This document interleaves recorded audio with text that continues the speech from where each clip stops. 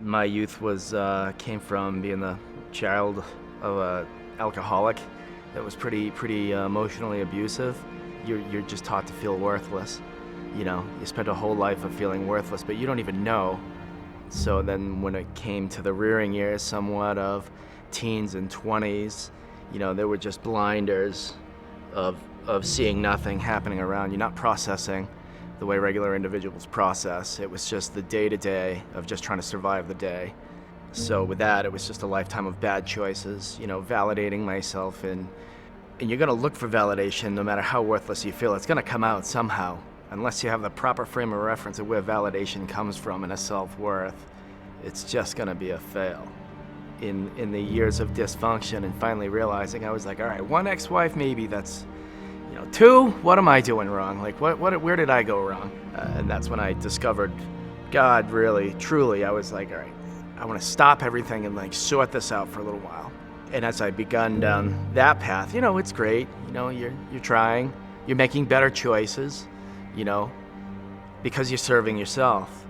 You know, I was serving God to serve myself. I was going to church and trying to learn to make better decisions for myself, and it worked to a point, and then it runs out of steam because it's not about a relationship with God, it's about a relationship with you making yourself feel better. So I spent a number of years serving God and not even doing anything wrong, but it just wasn't that good. It just wasn't that interesting or fulfilling. I'm like, I don't know, you know, it's kind of boring.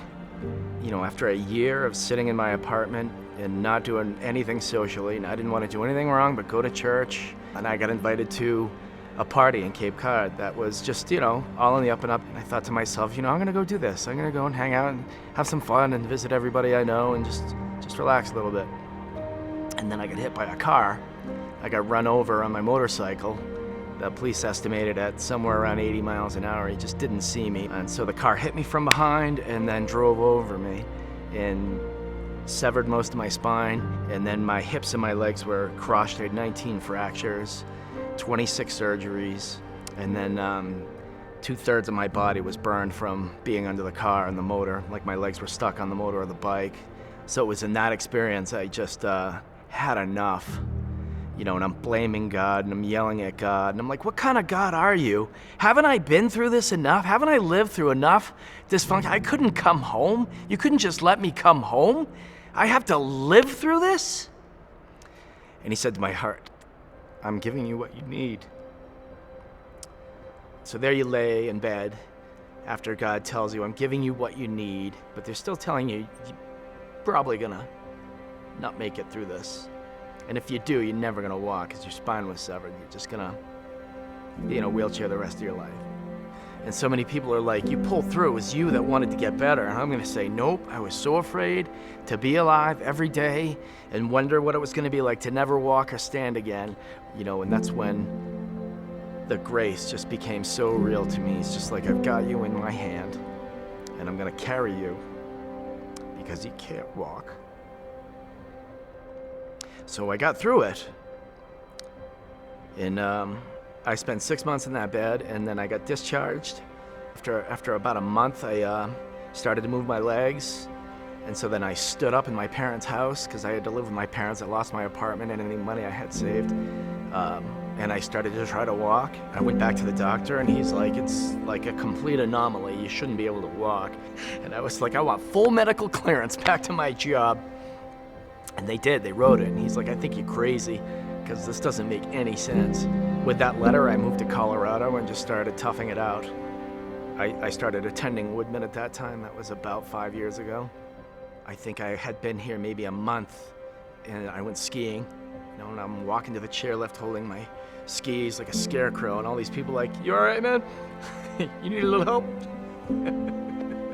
With that, I kind of rediscovered a new beginning in Christ with a different thanksgiving, with a different idea of thanking God.